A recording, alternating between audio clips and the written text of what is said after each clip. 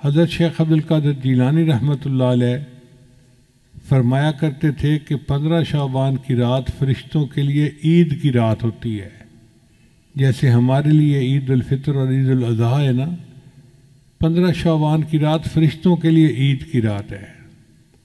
اور امام ربانی مجدد ثانی رحمۃ اللہ نے تو بہت تفصیل لکھی ہے، انہوں نے بات سمجھائی کہ دیکھو رات ہوتی ہے، ہر طرف اندھیرا ہوتا ہے، پھر صبح صادق طلوع ہوتی ہے، اور صبح صادق کے بعد روشنی بڑھتی جاتی ہے، بڑھتی جاتی ہے، بڑھتی جاتی ہے، حتیٰ کہ جب سورج نکلتا ہے تو اس وقت روشنی ختم ہو جاتی ہے اور دھوپ آ جاتی ہے۔ مگر سورج نکلنے سے 10-15 منٹ پہلے اتنی روشنی ہو چکی ہوتی ہے کہ کئی دفعہ یوں لگتا ہے جی شاید سورج نکل ہی آیا، حالانکہ ابھی نکلا نہیں ہوتا۔ وہ فرماتے ہیں کہ بالکل اسی طرح 15 شعبان کی رات کو اس نور کا سورج طلوع ہو جاتا ہے، نہ اس نور کی صبح صادق طلوع ہو جاتی ہے، پھر ہر دن یہ نور بڑھتا رہتا ہے، بڑھتا رہتا ہے، بڑھتا رہتا ہے، حتیٰ کہ رمضان سے 1-2 دن پہلے ایسی حالت ہوتی ہے کہ جیسے رمضان کی برکتیں ہوتی ہیں۔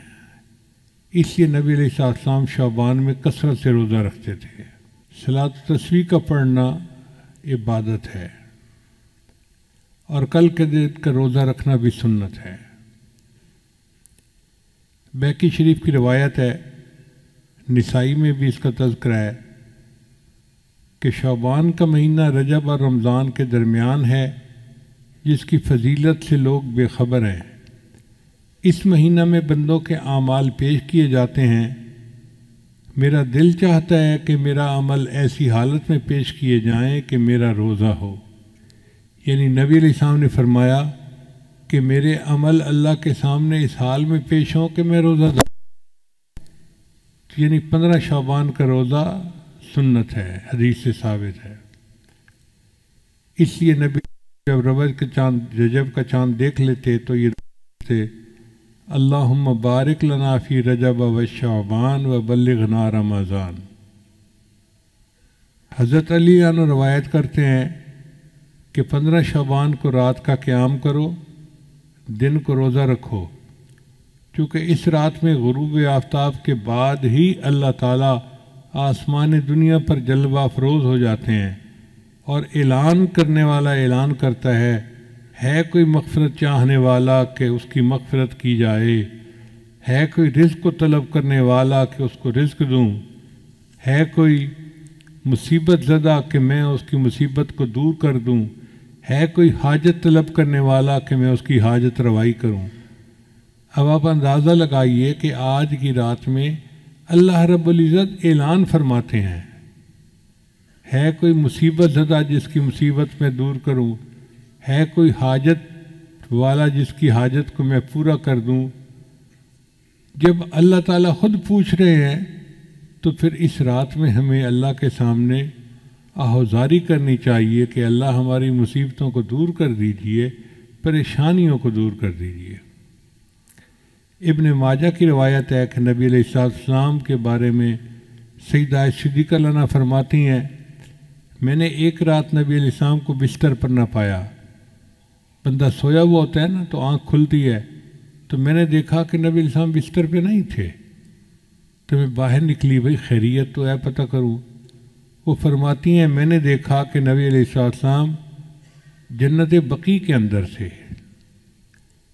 میں نے پوچھا اے اللہ کے نبی صلی اللہ علیہ وسلم آپ یہاں رات کے وقت کیسے آئے؟ تو نبی علیہ السلام نے فرمایا کہ آج 15 شعبان کی رات ہے،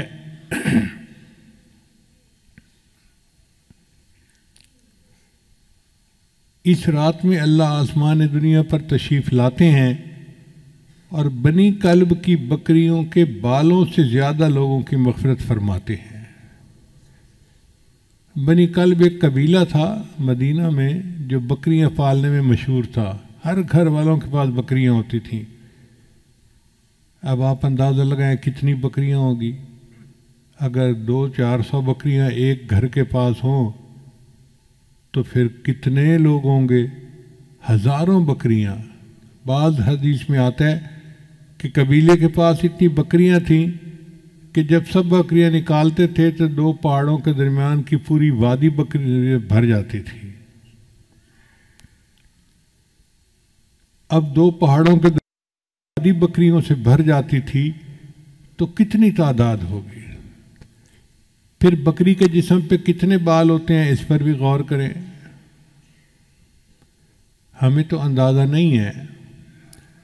ہمارے ایک دوست تھے ماشاءاللہ، وہ فارغ البال گنجے تھے، میں ان کو پیار سے فارغ البال ہی کہتا تھا۔ ایک دن میں گیا تو اس نے نا ایک لٹ جو ہے نا بالوں کی یوں لگائی ہوئی، تو میں نے پوچھا کہ بھائی آپ نے یہ بال کیسے لگوائے؟ کہتے حضرت ٹرانسپلانٹ کروائے ہیں۔ میں نے کہا ٹرانسپلانٹ کروانے تھے تو سارے کروا لیتے۔ کہنے لگا حضرت ایک بال کے بدلے انہوں نے $1 لیا ہے اور میں نے $10,000 پے کر کے یہ بال لگوائے ہیں، اور 10,000 بالوں کی جو لٹ تھی وہ چھوٹی سی تھی ایسے۔ تو میں سوچ میں پڑ گیا کہ اگر یہ بال 10,000 ہیں تو پورے سر پہ تو پھر لاکھوں بال ہوں گے۔ اب اگر انسان کے سر پر لاکھوں بال ہوتے ہیں تو بکری کے جسم پہ کتنے بال ہوں گے بھائی؟ اندازہ لگائیں۔ اگر ایک بکری کے جسم پر لاکھوں بال ہوتے ہیں تو بنی کلب کی پوری بکریوں کے جسم پہ کتنے بال ہوں گے؟ اتنے بندے اللہ آج کی رات میں جہنم سے بری فرما دیتے ہیں۔ اس لیے یہ بہت بڑی خوشخبری کی بات ہے۔ بہقی شریف کی روایت ہے کہ اس رات میں وہ سب بنی آدم لکھ لیے جاتے ہیں جو اس سال مریں گے اور جو بچے اس سال پیدا ہوں گے۔ اس رات بندوں کے اعمال اٹھائے جاتے ہیں اور اسی میں ان کے رزق نازل ہوتے ہیں۔ اب جو بے اولاد لوگ ہیں وہ آج کی رات میں اللہ سے دعا مانگے کہ اللہ ہمیں اولاد والی نعمت عطا فرما، چونکہ فیصلے آج کی رات ہونے ہیں۔ جب افسر کی قلم چل رہی ہو فیصلے کی تو اس وقت فیصلہ لکھوانا اپنی مرضی کا آسان ہوتا ہے۔ جب ایک دفعہ لکھا جا چکے پھر اس فیصلے کو بدلوانا یہ مشکل کام ہے۔ ہم 15 شعبان کی رات کو تو دعائیں مانگتے نہیں اور پھر پورا سال روتے رہتے ہیں جی دعا قبول نہیں ہوتی، دعا قبول نہیں ہوتی، دعا قبول نہیں ہوتی۔ دعا کیوں نہیں قبول ہوتی ہے لیکن اس کے مانگنے کا وقت ہوتا ہے۔ تو آج کی رات کی اہمیت کا اندازہ لگانا چاہیے۔ ابو امامہ باہلی رضی اللہ عنہ ایک صحابی تھے۔ جب وہ نبی علیہ السلام کے پاس آئے تو اللہ کے محبوب صلی اللہ علیہ وسلم کو یہ حکم ملا کہ ان کا اکرام کرو، تو نبی علیہ السلام نے ان کے لیے اپنی چادر بچھا دی، مگر ان کا ایمان سے نور سے سینہ منور ہو چکا تھا۔ وہ آئے اور انہوں نے چادر کو اٹھا کے چوما، اے اللہ کے نبی صلی اللہ علیہ وسلم میں آپ کی چادر پہ پاؤں نہیں رکھ سکتا۔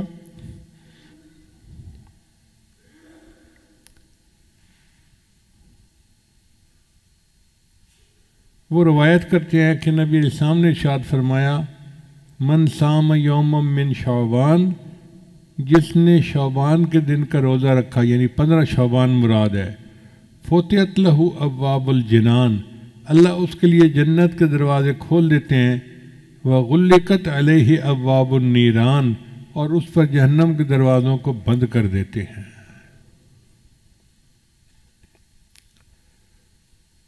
ہمارے سلسلہ نقشبندیہ کے سرخیل امام سیدنا صدیق اکبر رضی اللہ تعالیٰ عنہ فرماتے ہیں قوموا لیلۃ نصف من شعبان، کہ نصف شعبان کی رات کو تم قیام کرو، فإنہا لیلۃ مبارکہ، یہ مبارک رات ہے، فإن اللہ تعالی یقول، اللہ تعالیٰ اس میں یوں فرماتا ہے فیہا حل من مستغفر فاغفر اللہ، ہے کوئی مغفرت کا چاہنے والا کہ میں اس کی مغفرت کروں۔ سبحان اللہ۔ زندگی میں اللہ نے پھر ہمیں ایک موقع دے دیا. آج کی رات اللہ پوچھتے ہیں ہے کوئی مغفرت چاہنے والا کہ میں اس کی مغفرت کر دوں؟ تو بھائی ہم اللہ کے سامنے فریاد کریں، پکاریں، دعائیں مانگیں کہ اے اللہ ہم مغفرت چاہتے ہیں، ہم بڑے خطا کار ہیں، گناہ گار ہیں. آج کی رات برکت والی رات ہے. علماء نے لکھا ہے کہ حضرت موسیٰ علیہ السلام کو طور پہ نبوت ملی تھی، وہ 15 شعبان کی رات کو ملی تھی. خدا کی دین کا موسیٰ سے پوچھئے احوال کہ آگ لینے کو جائیں پیمبری مل جائے. آپ یوں سمجھیں کہ آج رات ہے، رزق کے فیصلے آج کی رات ہوں گے، انسان کو مال کتنا ملنا ہے اس کے فیصلے آج کی رات ہوں گے، کس کا نکاح ہونا ہے اس کے فیصلے آج کی رات ہوں گے، کس کو بچے ملنے ہیں فیصلہ آج کی رات ہوگا، صحت والی نعمت ملنی ہے اس کا فیصلہ آج کی رات ہوگا، کس کو آئندہ سال زندگی ملنی ہے فیصلہ آج کی رات ہوگا. اب رزق تو اللہ تعالیٰ نے ہمیں پہنچانا ہے. ہم اگر کہنا کہ اے اللہ ہمیں رزق نہ دے پھر بھی اللہ رزق دیں گے، چونکہ ذمہ اس نے لیا ہوا ہے. اب جو لوگ بھوک ہڑتال کرتے ہیں ان کے ساتھ کیا ہوتا ہے؟ ان کو زبردستی جوس پلائے جاتے ہیں، اور جو انکار کرتے ہیں تو پھر ڈاکٹر آ جاتے ہیں، وہ پھر ان کو ٹیکے لگاتے ہیں. تم اگر منہ سے نہیں کھا رہے تو ہمیں تمہیں غذا تو دینی ہے، تو سوئیاں چبھو چبھو کے ان کو رزق دیا جاتا ہے.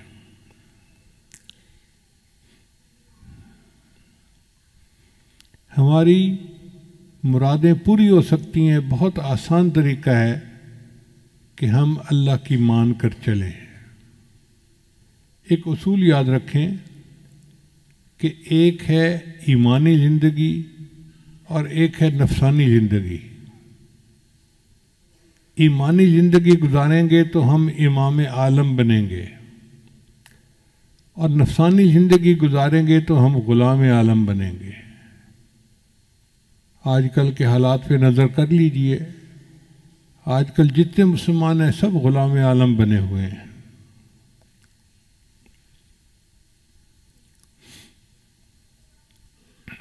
ماضی بعید میں دیکھنا ہے تو حضرت موسیٰ علیہ السلام کی قوم کا واقعہ دیکھ لیجئے. پسی ہوئی قوم تھی. فرعون اتنا جبار اور قہار تھا کہ اس نے ان کو کچل کے رکھ دیا تھا. چنانچہ انہوں نے موسیٰ علیہ السلام سے کہا اوذینا من قبل ان تأتینا ومن بعد ما جئتنا، آپ کے آنے سے پہلے بھی ہمیں اذیت ملی اور آپ کے آنے کے بعد بھی اذیت ملی. وقال موسیٰ لقومہ، تو موسیٰ علیہ السلام نے اپنی قوم کو جواب دیا استعینوا باللہ واصبروا، اللہ سے مدد مانگو اور صبر کرو. ان الارض للہ، زمین اللہ کی ہے. یورثھا من یشاء من عبادی، اپنے بندوں میں سے جس کو چاہتا ہے زمین کا وارث بنا دیتا ہے. تصور نہیں کوئی کر سکتا تھا کہ بنی اسرائیل والے اس زمین کے وارث بن جائیں گے. اللہ نے ان کو بنا دیا. اللہ فرماتے ہیں وَنُرِيدُ، اور ہم نے ارادہ کیا أَن نَمُنَّ عَلَى الَّذِينَ اسْتُضْعِفُوا فِي الْأَرْضِ وَنَجْعَلَهُمْ أَئِمَّةً وَنَجْعَلَهُمُ الْوَارِثِينَ، کہ ہم ان کو زمین کا امام بنائیں گے اور زمین کا وارث بنائیں گے. یہ تو ہے ماضی مثال. اگر ماضی قریب میں مثال دیکھنی ہے تو صحابہ کرام کی مثال دیکھیں. اللہ کی مان کر چلے. اللہ نے کیسر و کسرا کے تاج ان کے قدموں میں لا کر رکھ دیے. اللہ تعالیٰ نے ان کو کیا عزتوں سے نوازا. چڑھتے سورج سے تاج مانگا، سمندروں سے خراج مانگا. لگاتا تھا تو جب نعرہ تو خیبر توڑ دیتا تھا. حکم دیتا تھا تو دریا کو رستہ چھوڑ دیتا تھا۔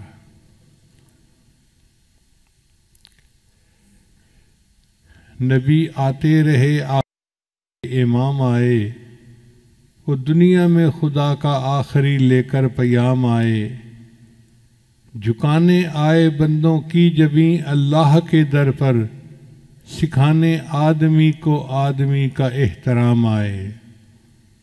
وہ آئے جب تو عظمت بڑھ گئی دنیا میں انسان کی، وہ آئے جب تو انسان کو فرشتوں کے سلام آئے۔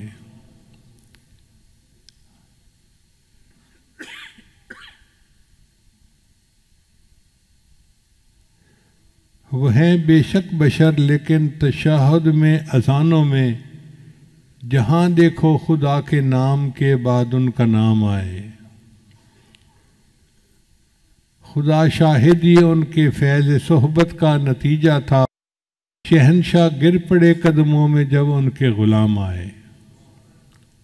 اللہ نے صحابہ کو ایسی شان عطا فرمائی تھی کہ بادشاہ ان کے قدموں میں گر پڑتے تھے۔ اب سوال پیدا ہوتا ہے کہ جب مسلمان کے لیے اللہ کی مدد اتنی ہے تو آج ہم کیوں ذلیل و خوار زندگی گزار رہے ہیں؟ اس کی وجہ یہ کہ ہماری زندگی ایمانی زندگی نہیں، نفسانی شیطانی شہوانی زندگی ہے، اور اس کی وجہ سے ہم غلام عالم ہیں۔ دستور یہ ہے کہ اگر شہزادہ بادشاہ کی نافرمانی کرے تو پھر بادشاہ جلاد سے جوتے مرواتا ہے، جو چوڑا چمار ہوتا ہے۔ تو اللہ تعالیٰ نے بھی ان کفار چوڑے چماروں کو رکھا ہوا ہے کہ جب مسلمان مجھے بھولیں گے، ہیں تو میرے بڑے پیارے، لیکن ان کو میں جوتے تمہارے ہاتھوں سے لگواؤں گا۔ اور دیکھو آج مسلمانوں کو کیسے جوتے لگ رہے ہیں۔ اللہ فرماتے ہیں اے بندے، ایک تیری مرضی ہے، ایک میری مرضی ہے۔ اگر تو چاہے کہ تیری مرضی پوری ہو تو میں تیری مرضی پوری نہیں ہونے دوں گا، اور اگر تو چاہے کہ میری مرضی پوری ہو تو میرے بندے میں تیری مرضی کو بھی پورا کر دوں گا، تجھے کامیاب بھی کر دوں گا۔ تو ہماری مرضیاں پوری ہوں گی جب ہم اللہ کی مرضی کو پورا کریں گے۔ علامہ اقبال نے کیا خوبصورت بات کہی، وہ ایک سجدہ جسے تو گراں سمجھتا ہے، ہزار سجدوں سے دیتا ہے آدمی کو نجات۔ علامہ اقبال کے عجیب اشعار ہیں، اعجاز ہے کسی کا یا گردش زمانہ، ٹوٹا ہے ایشیا میں سحر فرنگیانہ۔ اے لا الہ کے وارث باقی نہیں ہے تجھ میں، انداز دلبرانہ کردار قاہرانہ۔ تعمیر آشیاں سے میں نے یہ راز پایا، اہل جنوں کے حق میں بجلی ہے آشیانہ۔ تیری نگاہ سے دل سینوں میں کانپتے تھے۔ کیا خوبصورت بات کہی ہے، تیری نگاہ سے دل سینوں میں کانپتے تھے، کھویا گیا ہے تیرا جذبے قلندرانہ۔ یہ بندگی خدائی وہ بندگی گدائی، یا بندہ خدا بن یا بندہ زمانہ۔ اگر ہم بندہ خدا بنیں گے تو ہمیں اللہ امام عالم بنائیں گے، اور اگر بندہ زمانہ بنیں گے تو پھر ہم غلام عالم بنیں گے۔ کتنے لوگ ہیں جو آج قرضے کی وجہ سے پریشان ہیں، کسی نے بینک کے قرضے دینے ہیں، کسی نے لوگوں کے قرضے دینے ہیں، لوگ رسوا کرتے ہیں۔ کتنے لوگ ہیں جو گھر سے بے گھر ہیں، پردیس کے دھکے کھاتے پھر رہے ہیں کہ یہ اخراجات پورے نہیں ہوتے۔ کتنے لوگ مرض سے پریشان، بچے بیمار ہیں، ہسپتالوں کے چکر لگا لگا کے تھک گئے ہیں۔ کتنے لوگ نوکری نہ ملنے کی وجہ سے پریشان، کاروباری خسارے کی وجہ سے پریشان۔ کتنے لوگ ہیں بیٹی کے مناسب رشتے نہ ملنے کی وجہ سے پریشان، ان کو نیک قدردان لوگوں کا ساتھ نہیں ملتا۔ کتنے لوگ اولاد نہ ہونے کی وجہ سے پریشان۔ عورت تعلیم یافتہ بھی ہے، اچھے گھر کی بھی ہے، ہر صفت ہے اس کے اندر، مگر ساس دھمکی دیتی ہے تیری اولاد نہیں ہو رہی، میں بیٹے کی دوسری شادی کر دوں گی۔ نند ہے تو اٹھتے بیٹھتے تانے دیتی ہے۔ اب اس عورت کی ٹھنڈی آنکھیں اللہ ہی جانتا ہے۔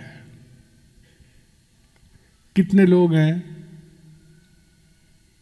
کہ بچیوں کی شادیاں تو ہو گئیں، میاں کی درمیان محبت نہیں ہے۔ اب جس عورت کو شادی کے بعد خامد کی محبت نہ ملے تو اس کا گھر کیسے آباد ہوگا؟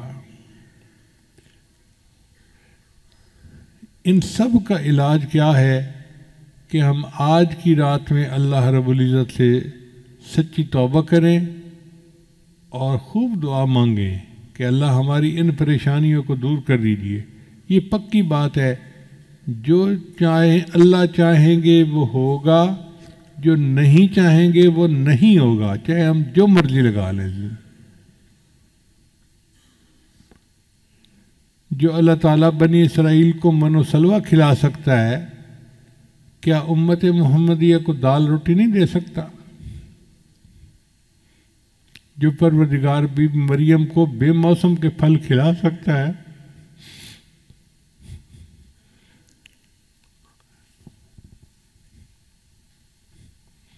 وہ اپنے محبوب کی امت کو موسم کے پھل کیوں نہیں کھلا سکتا؟ اللہ تعالیٰ کھلانے کے لیے تیار ہے، قصور ہمارا ہے۔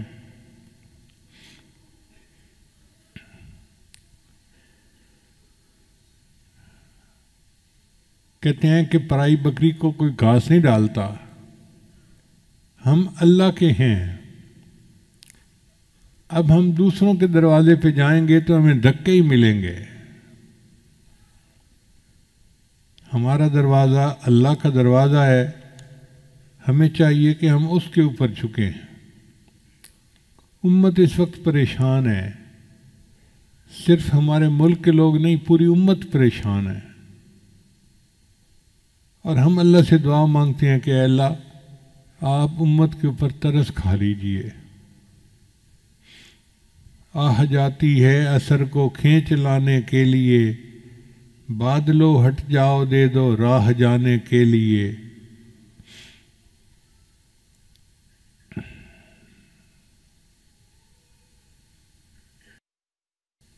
خار ہیں بدکار ہیں ڈوبے ہوئے ذلت میں ہیں، جو بھی ہیں آقا تیری محبوب کی امت سے ہیں۔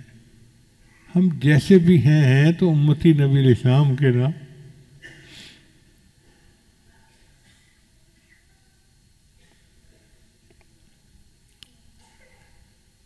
تو اللہ تعالیٰ اپنے محبوب صلی اللہ علیہ وسلم کی توفیل ہم پر خصوصی رحمتیں فرما دے، اور ہماری مرادوں کو اللہ تعالیٰ اپنی رحمت سے پورا فرما دے۔ اب پورے بیان کا خلاصہ یہی نکلا کہ سال کی ابتدا محرم سے ہوتی ہے جو مجاہدے کا مہینہ ہے، اور سال کی انتہا ذوالحجہ پہ ہوتی ہے جو مشاہدے کا مہینہ ہے۔ درمیان میں رجب کا مہینہ پڑتا ہے جو معراج کا مہینہ۔